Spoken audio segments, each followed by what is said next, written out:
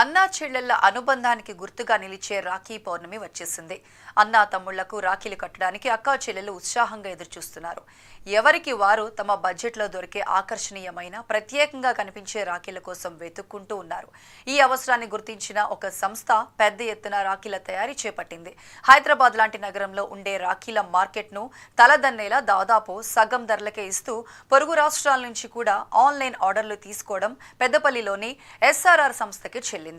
₹1 మొదలు 2000 దాకా ఖరీదు చేసే రాఖీల తయారీ అమ్మకాలు సాగే ఈ కేంద్రానికి వెళ్ళొద్దాం రండి.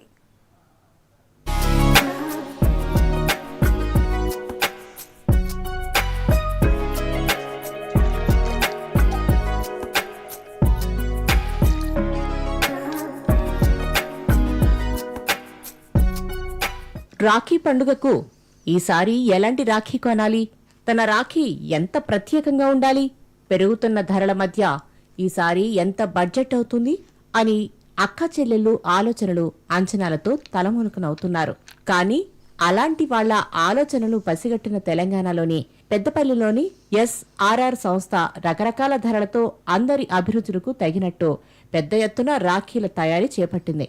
అన్ని ప్రాంతాల వారి అభిరుచులకు ఆర్డర్లకు తగినట్టు భిన్నమైన డిజైన్లతో రాఖీలు తయారు చేస్తున్నారు. ఇక్కడ ఈ తెలంగాణ మహిళామణులు తయారు చేస్తున్నటువంటి రాఖీకి ఎన్నో జిల్లాల నుండి ఎన్నో దేశాల నుంచి ఆదరాభిమానాలు అనేది వస్తున్నాయి.